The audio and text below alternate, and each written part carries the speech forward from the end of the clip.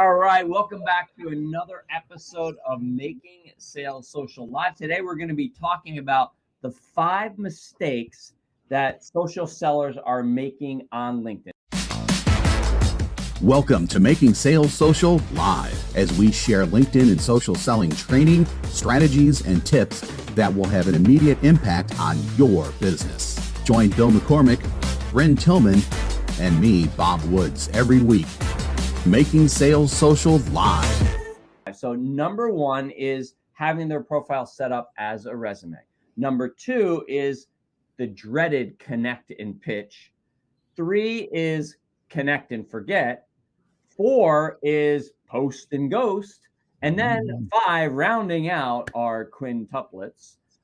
Random acts of social. That's right. Let's start talking about profile set up as a resume rather than how should it be set up. Yeah. So, most people on LinkedIn have their profile set up as a resume. For most people, that's fine because they're looking for jobs. They're looking to further advance their careers. For us as social sellers, though, we need to have it set up in a way that attracts, teaches, and engages for a couple of different reasons. Number one, it supports your efforts when you go out to comment and to post and to do all that, because they're going to want to click through to your profile. And if they click through to your profile and they see just a resume, not only does it not support everything else that you're doing to try to build yourself up as a thought leader, it looks like you're looking for a job. You really have to build your resume your profile so that it's not a resume and it does attract people in when they click through from your content, or even if they just land on your profile from a LinkedIn search or a Google search or whatever. Then it needs to teach them about what you do and get them thinking differently about the services or the product that you're providing. And then it needs to have them easily engage with you, whether it's through a connection or whether it's through a phone call or whether it's through an email or even a calendar scheduling type of function that you can put a link into there. So always remember that when you're on LinkedIn, you're not a job searcher. You are a social seller. And just in case you want to save your current LinkedIn profile, you can actually do that just before you start to make changes. Click on more and then click save as PDF. So, God forbid you have to look for another job. You'll actually have a copy of it in front of you so you don't have to start recreating the wheel. You could just re-enter things in as well. So you don't even have to lose anything when you go from a resume to a resource as we teach it here. Excellent. I'm going to add. You can add. So I love this. So Bob hit on all these key pieces, and I'm going to just kind of bring together a little bit that he talked about, which really is the 5 things that our profile needs to do. It needs to resonate with our buyer, right? So they show up and go, this person works with me, works with people like me. This is like my peeps, right? The second thing it needs to do is create curiosity. They work with me, and am I interested in continuing to read, right? Have they sucked me in? Is there something here? Just like with content, right? At your first impression, is this a piece of content I want to open and read? We need to do that at our profile. So the third thing is we need to teach them something new. So one of the mistakes we make as a social seller, we want to tell them what we want to tell them. But what we really need to do is provide insights and be a resource and get them to say, man, this is good. Then Bob hit on a point that I think was absolutely vital, which is we have to get them thinking differently about their current situation. If we're going to sell to them, we're competing with status quo almost every single time. So if we can teach them something new that gets them thinking differently about how they're doing business today, that will lead to our solution and a compelling moment. As Bob said, make sure it's easy for them to reach out and connect with you, whether it's a calendar, link, some kind of call to action, so that you can convert these connections into conversation. And I'll just add, think about this in terms of the real networking world. And when you went to networking events, and if you're still able to do that, that's great. You go, you put your best foot forward, right? You don't show up in torn jeans and the clothes that you did the yard work with yesterday, unless of course you're doing landscaping services, right? You come dressed professionally. Think of your profile the same way. As you want to put your best foot forward, because everything you do on LinkedIn, all roads lead back to your profile. People are going to go back and look at that. And somebody reaches out to me and they don't have a profile picture, or they have their settings set to only show their profile picture to first degree connections, so I can't see what they look like, or there's nothing on their profile. It makes me kind of scratch my head and go, why would I want to connect with this person, let alone have any further conversation with them? So great points about profile, making sure that it's value centered and we transform it from that resume to a resource. Resume is all about you. Resource means it's all about your ideal client prospect. Next is the dreaded connect and pitch. What do we say, Bryn? Connect and pitch is a bait and switch. So here's the thing. As salespeople, our focus is on hitting our numbers. Our focus is on making a sale. Our focus is in converting them into a client. But social selling isn't about our focus. Social selling is about being a resource, providing value, building trust and relationships, knowing that the sale will come when the time is right. That's what really good social selling is. When you connect and pitch, which is a bait and switch, you're social spamming. Just what it is. There's no social selling. There's no social anything, actually. It's just spam. But if you're doing that today, it's probably because you got bad guidance or you just don't know any better. So it's up to us to share with you that you need to slow down your outreach to speed up the outcome. You need to build rapport. You need to bring value. You need to earn the right to get that conversation.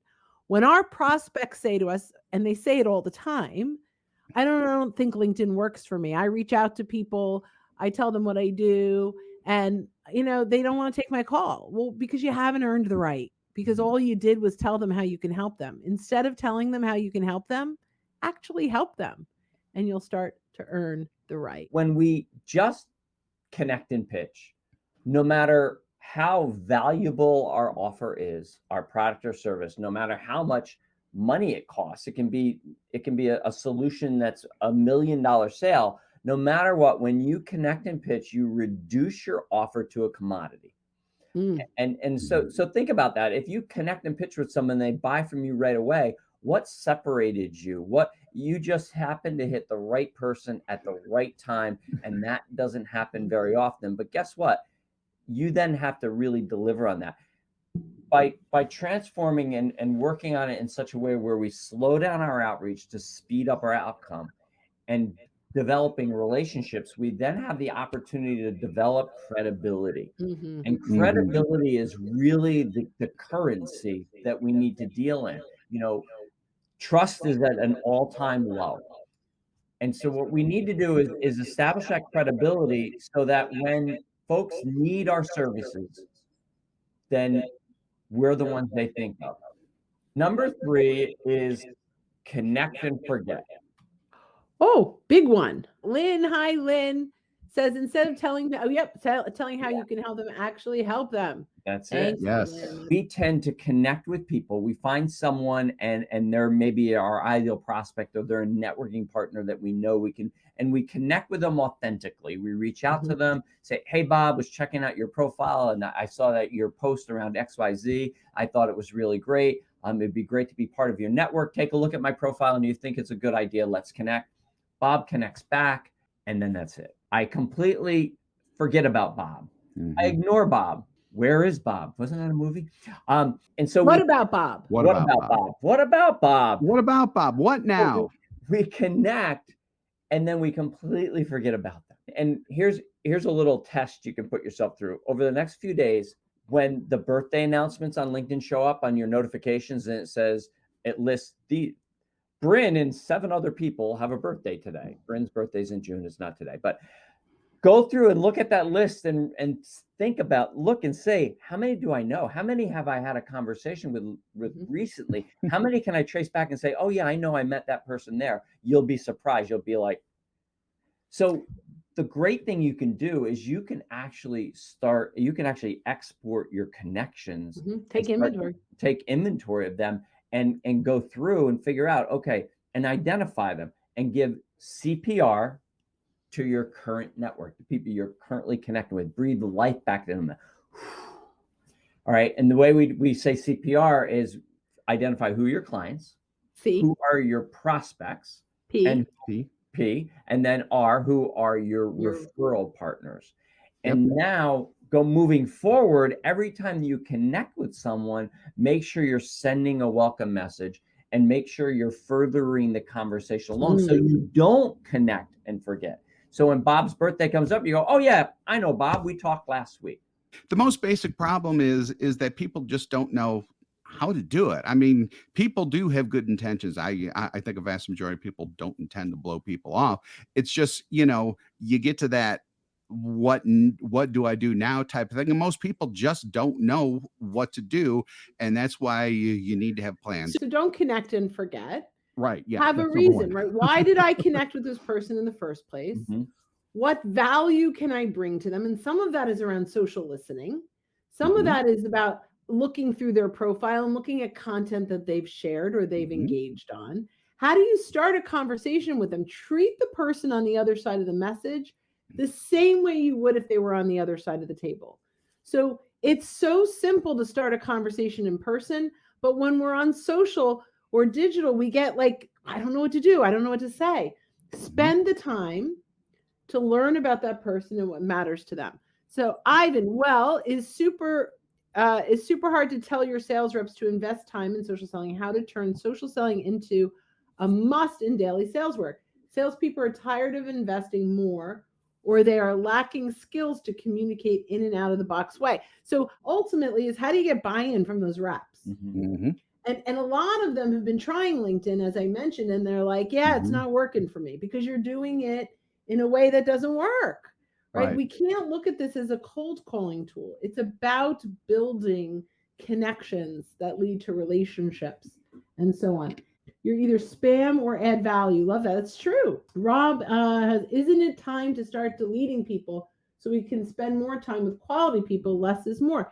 So it's interesting. I don't think we should go in and just totally clean up and delete our connections, but we do believe in focusing on the ones that really matter, which is why Bill talked about conducting CPR. Right. And moving forward, being a true networker, so that when someone sends you a connection request, you're the gatekeeper of your network. So make sure you're evaluating that connection request.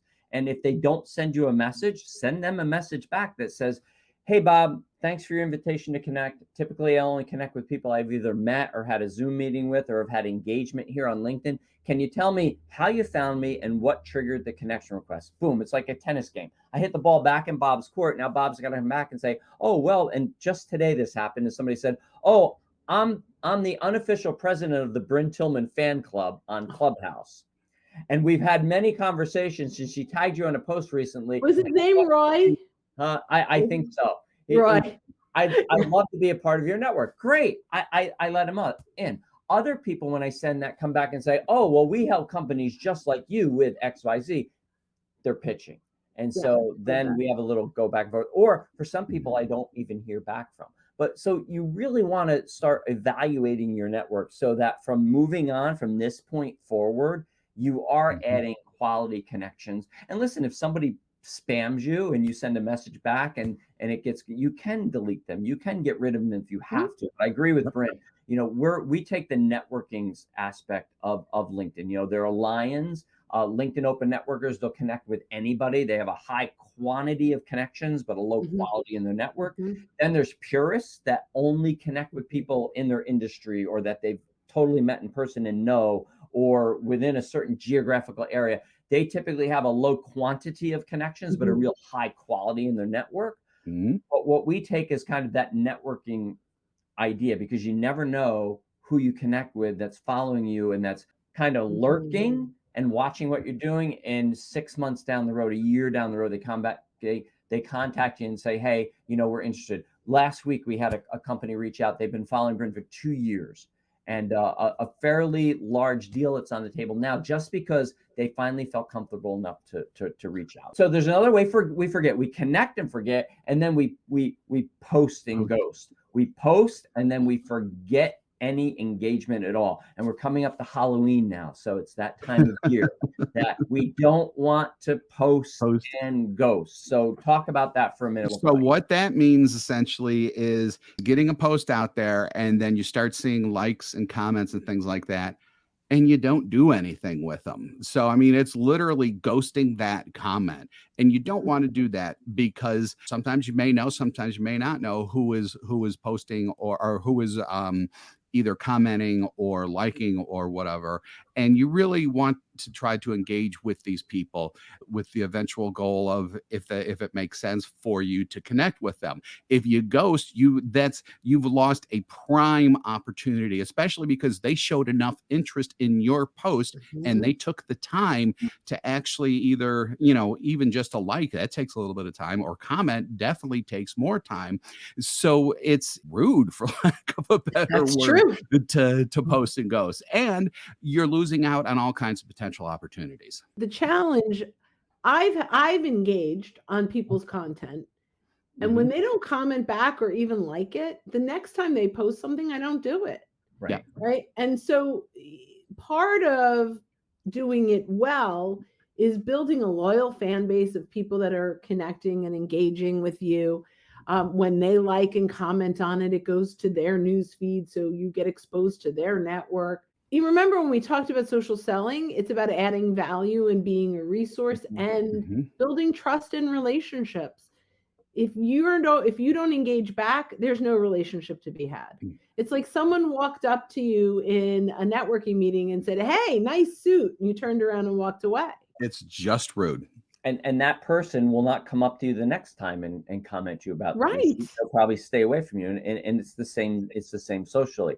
So it's important that you're putting content out there. Listen, I think the stat is somewhere around 3% of active LinkedIn users post content just once a week. So by posting, great job. You're putting yourself in that 97 percentile of active LinkedIn users, but you're just not throwing it out to the universe and then just turning and walking away. You want to post it because, as Bryn said, you want to provide value. And so you want to encourage conversation. First of all, it's going to help build your credibility and your thought leadership.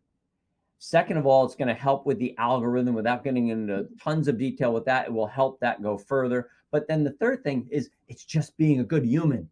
When somebody says something, you want to comment back. So don't post and ghost. Last thing, random acts of social. So, we go on every once in a while. And I think maybe to Ivan's point a little bit with the earlier question is, many salespeople, we're busy. We have busy lives. And so we tend to only hop in here once in a while and do a little bit here. And then we get that idea of, well, LinkedIn doesn't work for me. I posted something 2 weeks ago and it got 25 views. And then I just posted something today, 2 weeks later, and only got 5 views. And LinkedIn doesn't work. It will work if we have a system, if we're consistent with our use. Yep. James Clear, in his book Atomic Habits, says we don't rise to the level of our goals, we fall to the level of our systems. So we have to have a system in place for utilizing LinkedIn. Yeah. And Bryn, talk about the cadence for a little bit. So cadence or workflow, like what are we going to do? When you do random acts of social, as Bill said, we come on, we like something, we accept someone's connection request. Maybe we ask someone to connect and then we pop off and there's no follow-up. There's no consistency. When they accept our connection request, we ignore them. So we want to make sure that we have a workflow or a cadence. And a big piece of what we're training in our new course that's coming up is wrapped in this idea that we want to be extremely purposeful and thoughtful. And although there may be more steps in our outreach than a typical cold call, because there are, maybe 7 or 8 steps before we ever even get on a conversation with someone, it's purposeful. We've made them feel like they matter. We've engaged appropriately, even asked their point of view on a poll or on a post, so that, asking their opinion, that we're listening to them, that they matter, before we ever even try to get on a conversation, a call with them. So random acts of social will almost never convert. Thanks, Jonathan.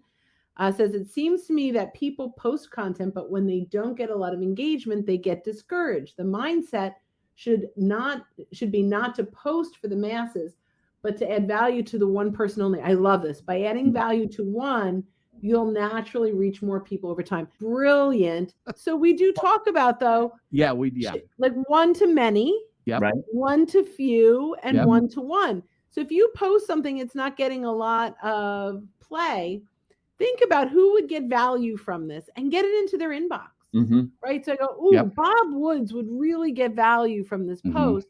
I click the little send button and I type Bob Woods and, hey, Bob recently posted a link to this Forbes article, ABC as a CMO. I thought you might get some value from it. I'd love to hear your thoughts in comments. I'd love to hear your thoughts in comments. Right. Yeah. And I get it into 20, 30 people. And all of a sudden I'm getting engagement. And by the way, the first hour, and now they're saying 2 hours. Yeah. And I think just from an overall broader perspective for the people who don't wonder why, who are wondering why they're not getting engagement, there are influencers on LinkedIn whose job it is to engage with as many people as possible and attract as many eyeballs as possible. That's because their audience is broad. I mean, it's supposed to be everybody.